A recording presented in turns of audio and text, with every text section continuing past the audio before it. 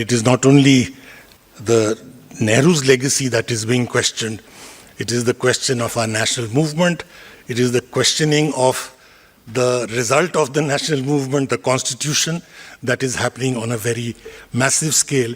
And I totally agree with you that with him, that the best example of that has been the RSS chief's claim that true independence came only with the consecration of the Ram temple. And while saying that, he made two further comments. He said that it is happening after several centuries of oppression and of enemy attack.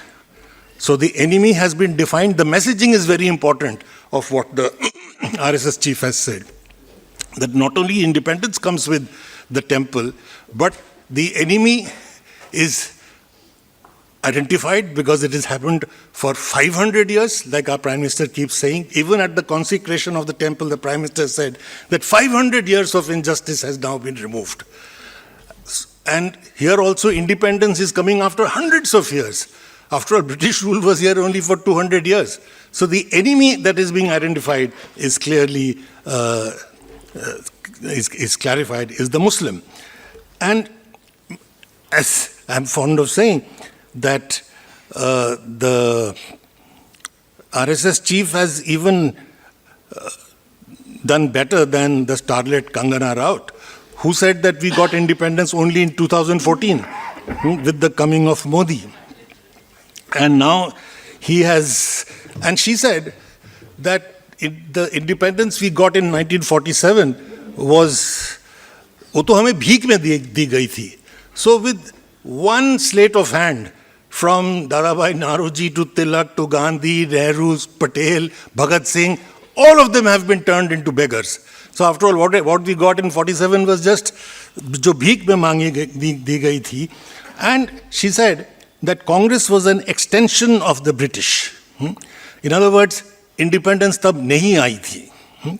Now these are all very important statements that are being made with the patronage of the current state, because after all, Kangana Rao got promoted for this great wisdom and is now a BJP MP on a BJP ticket. The Hindu communal forces promote their narrow, sectarian, majoritarian views, claiming to draw inspiration from a great ancient past, the golden age.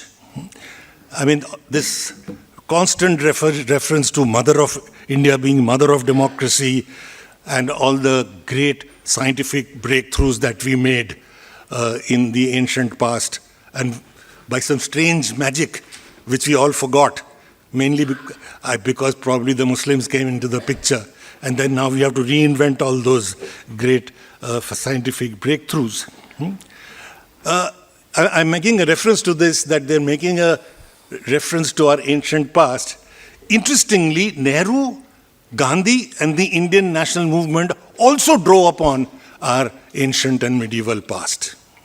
But they draw completely different values from that past. I'll make some, as a historian, I would like to make some references to what they draw from and what are the consequences of their drawing from the Indian past in the making of modern India, the making of the nature of the national movement, as well as the making of the post-independence modern India.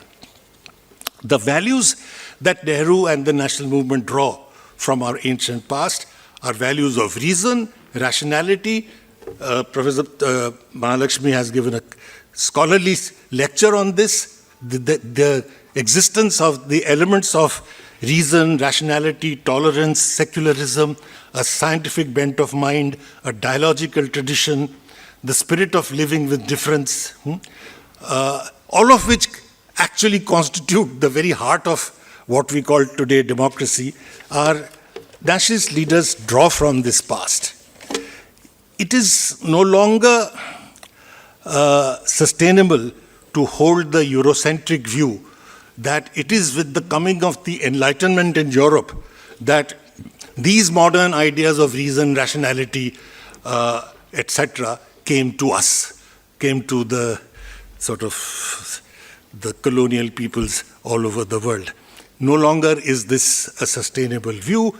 There is now a clear understanding that there are indeed alternate routes to modernity, and some of these alternate routes are indeed superior to the Enlightenment route to modernity, and that is what I will try to argue today, that how, by drawing from a certain drawing from our past, the Indian national movement and Nehru did make a transition to modernity which was superior to the one that was attempted in Europe. The Indian nationalists undoubtedly drew from the powerful trends globally emanating from the European Enlightenment, including the rising left and from Marxism. But they also drew from India's past traditions, and I mentioned them, reason, rationalities, etc., and drew a historical linkage with it. I will not, because we are particularly short of time, repeat a lot of things that Professor Mahalakshmi has mentioned, except just to make the argument, repeat a few points. I mean, not only does Nehru draw from the Indus Valley civilization onwards through the Rig Veda, as he said, the questioning spirit even in the original hymn of the Rig Veda, which has both aspects of monism and atheism in it, is quite a remarkable achievement of our ancient thinkers. And from the Upanishads, what Nehru draws is lack of dogma, a scientific method, a tendency towards monism, towards synthesis, discouragement of magic and the supernatural, all this Talibajana stuff, rituals, ceremonies, and all that. And he says that overall, there is an atmosphere of tolerance, reasonableness, free thought in matters of faith, and a desire and capacity, I'm quoting him, to live and let live. He repeatedly talks of a dialogical tradition, the tradition of debate, tark in ancient India. He describes how universities in Banaras, the method they would have of teaching would be that you bring the teacher and students all together and they sit down, and what they do is not somebody giving a lecture, but they do tark, they do argument. Now this is very much something that I'll return to in a moment again. Again, he draws from the Ramayana, Mahabharata, the Gita, an ethical living, unity in complexity, an aspect that Professor Mahalakshmi mentioned. This is an important aspect of our parts, accepting diversity and still seeing a unity in it, tolerance of difference, of contradictory beliefs, and most importantly, no monopoly on truth. Nobody has a monopoly on truth. And also the notion of truth and non-violence. These are there from our very ancient past. Gandhiji is drawing from a tradition that we must remember that it is not emanating just out of nowhere, and certainly not from the European Enlightenment. Nehru draws a lot from Buddhism and Jainism. He points at the non-violence aspect of these two religions, but he draws many other elements from it.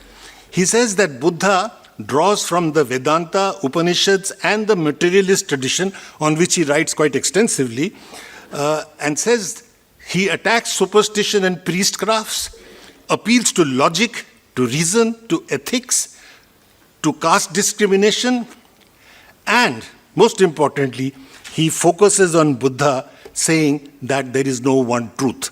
And he tells the story that how Buddha, when he's talking to his disciple, says that there are actually many thousands of other truths. I mean, I may have told you one or two. There are many thousands of other truths. More than that can be even numbered. So this notion of multiple truths is a very old tradition. And then Nehru goes on to trace this tradition of tolerance, acceptance, multiple truths non-violence from Buddha, Ashoka, Kabir, Guru Nanak, Amir Khusro, Alauddin Khilji, and particularly Akbar. A tradition, and as you are aware that, I'm very fond of telling this story of which was written by this German economic historian Dietmar Rothermund. He did an amazing comparison between Akbar and the Prince Charles, who were both ruling for roughly 40 years at the same time in the 16th century, before the European Enlightenment by several decades. And he comes to this conclusion. He shows that while Akbar is talking of reason, rationality, tolerance, universal peace, the rights of women, freedom of thought, and he is in fact organizing institutional debates in his court between all religions, including atheists. And this is what is happening in the so-called backward part of the world, whereas in Spain, this is exactly this period under Philip II. There is the Spanish inquests in which tens of thousands were murdered in the name of religious heresy.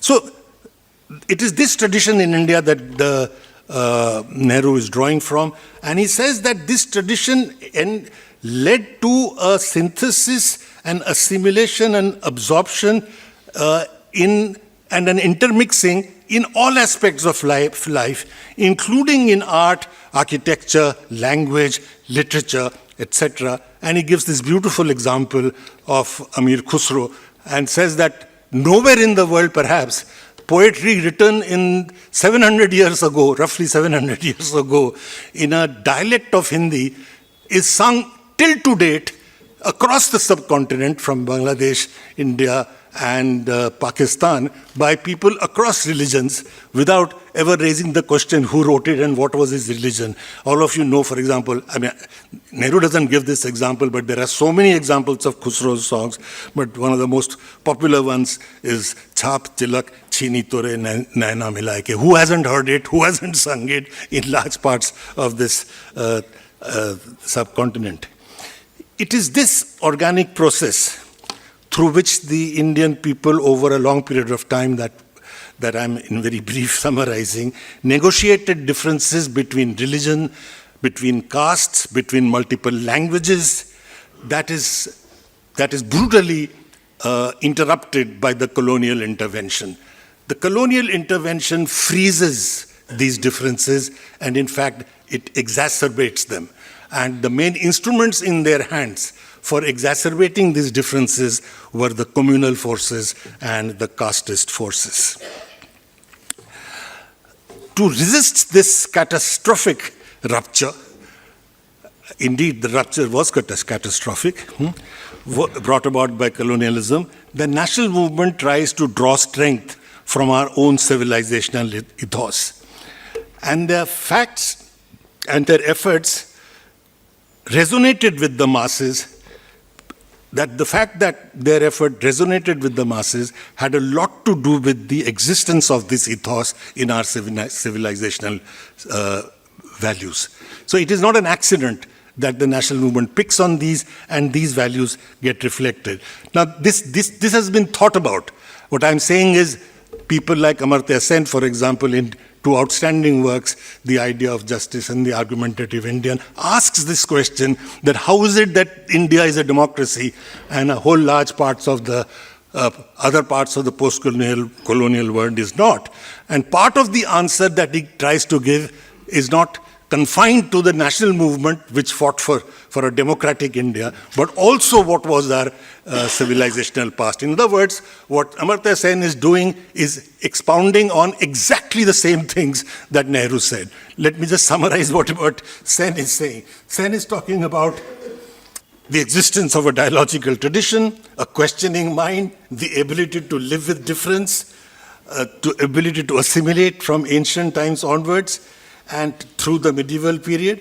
And he also focuses on Akbar, and he sees these as being critical in the acceptance and success of the democratic idea among the Indian people. He too questions the notion that democracy is a Western notion with European American origins, though the latter had much to do with the specific institutional form that it actually took in many parts of the world. I would like to add towards the end that the specific historical evolution of the Indian civilization was not simply an aid, something which helped Gandhi, Nehru, and the national movement for struggling for independence and move towards modernity. It was not just an instrument. It had a major impact, as I said in the beginning, on the nature of the transformation that we see. How does that happen?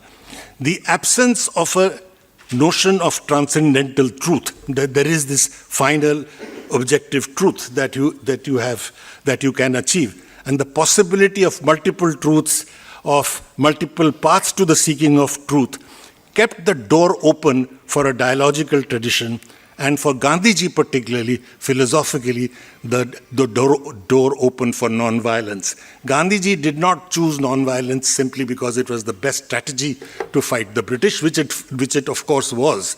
He chose non-violence because of this understanding that nobody can claim the ultimate truth. And if you do not have the ultimate truth with you, on what basis can you imagine that the other person also does not have the truth? And so therefore, you do not have the right to extinguish or obliterate or kill anybody else. The Enlightenment in Europe did not follow that path. Therefore, for the national movement, non-violence and acceptability of difference was a critical part, not so in Europe. And that is why you see that the French, the Russian, the Chinese, all these revolutions all ended up with violence at the end of it, with civil wars following it.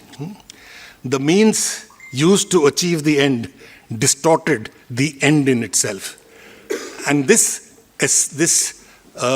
insistence, therefore, by Gandhiji and the national movement on keeping the correct means, choosing the non-violent path, otherwise the end itself would be distorted, had a critical impact on the nature of the Indian national movement. The Indian transition to modernity in overthrowing colonialism and building a modern Indian state, keeping non-violence as a principle, thus was seen as being much closer to the Enlightenment values than the European transition to modernity. A philosopher, historian called Tad Graham Fernie has argued this very forcefully, compares the European transition to modernity with India, Turkey, and Iran, and he comes to the conclusion that probably India's transition to modernity actually comes closest to the values of the Enlightenment, of reason, rationality, democracy, etc. And he calls the ethic of reconciliation as mass movement is what Gandhiji adopted. And he says Nehru's effort was at building the independent Indian state with the ethic of reconciliation in nation making. Now I want to make a few remarks on this. Nehru's great achievement in establishing the democratic principle in the independent Indian state must be highlighted. Nehru had an absolute non-negotiable faith in a democratic system, which he refused, in his own words, to give up for anything, however laudable the objective. It is this insistence which enabled him to build what has been called the Nehruvian consensus in state building. That is the, Indian, we do not appreciate sufficiently the fact that India's revolution was probably the only revolution, the Indian national revolution, which was not followed by a civil war. From France, China, Russia, revolutions were all followed by civil war, millions having been killed. This did not happen in India. And it did not happen because the path chosen by the national movement and the path chosen by Nehru for transition to modernity was influenced by the old civilizational values that they picked in India from, that of non-violence and a consensual approach towards change. So we didn't have, the Nehruvian consensus survived and included the right and the left, right through the 50s and 60s, both sort of kicking and screaming at the same time. Both the right and the left were critiquing, but they remained part of the Nehruvian consensus, except very small marginal elements. And Nehru too responded by not pushing his own agenda, whatever his own thinking was, beyond a point, much to the chagrin at that time of the left, or of a section of the left, who wanted Nehru to push through, use his popularity to bulldoze through progressive policies. And Nehru refused to do so unless he could carry a whole overwhelming majority of people with them, because he was following, as I said, a very different approach to transition to modernity. And as you know, that Nehru himself, who was a Marxist, who was deeply influenced by Marxism as early as the 1920s, was one of the first, along with Gramsci, to break away from what has been described as Stalin Marxism. Once he sees that what distortions of Marxism could occur under Stalin, he breaks away from that, and he theorizes that there is no socialism without democracy. There is no socialism without the consent of 90% of the people. There is no such thing as the dictatorship of the proletariat. He does this about 40 or 50 years before the Euro-communist movement, or in fact the communist movement the world over, begins to accept these principles. It is this which enabled Nehru to create this unique model. I describe it as the unique model in world history, and Nehru says with no guidance from history, to make the transition to modernity and industrialism with democracy and sovereignty intact. It doesn't happen anywhere else. No slavery, no forced collectivization, no suppression of trade union movements, no enclosures, no forced land tax, and no junior partnership of a superpower. Even the post-colonial countries which did make the transition to modernity, apart from India, many of them, the East Asian countries are a good example, they did so without democracy and as junior partners of the United States. Now, Nehru built this very painstakingly, so this is, I would say, one of the main achievements of Nehru, to build the modern Indian state with democracy and sovereignty. And I will just take 2 or 3 minutes, Saurabh, to finish and mention 2 or 3 other things that Nehru does to painstakingly create and imbibe into the Indian society the various institutions of democracy, all of which, as you are aware, are under attack today. First and foremost, civil liberties and the free press. The 1931 Karachi resolution of the Indian National Congress, which as you know is the predecessor really of the basic values of the Indian Constitution, was drafted by Nehru. It was moved by Gandhiji, and very interestingly, when Sardar Patel was the president of that Congress. So there was a unanimity in the national movement on this principle, in which one of the important rights that the 1931 Karachi resolution asserts is the right to free expression of opinion, the right to free association and combination, the right to assembly peacefully. Now, all of these are denied. You cannot even hold a peaceful meeting in the national capital today, if you want to, at your own choice, as was discovered when the G20 was happening, and in Harkishan Singh Surjit Bhavan, which is a private space of the CPM, a meeting questioning the G20 could not occur. I think Jairam Rameshji was one of the people who was either caught inside or prevented from going inside by the police. The police came and disrupted that meeting.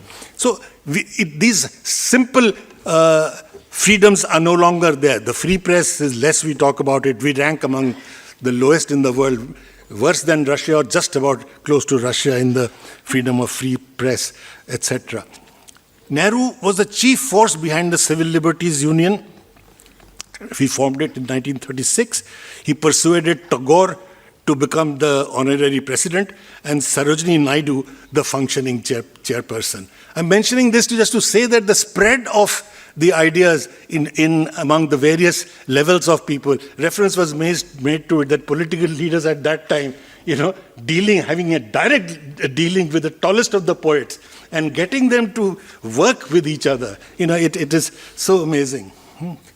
During his tenure in office as Prime Minister, Nehru encouraged a free press, even when it was severely critical of him. There were no cartoonists who had to go to jail even before they cracked the joke, as happens today. Nehru's disrespect for the parliament, the respect for the opposition in parliament is legendary.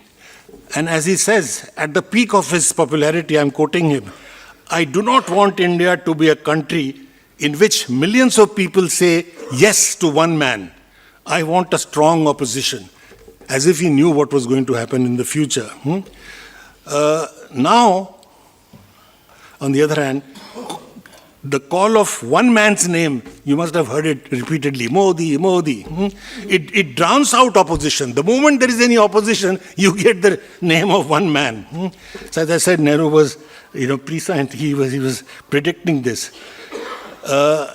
And the one man himself calls for Congress Mukt and an opposition Mukt Bharat, facing a system which is asking for mukti from the opposition, from Andolan Jivis, from left liberal intellectuals, from poets,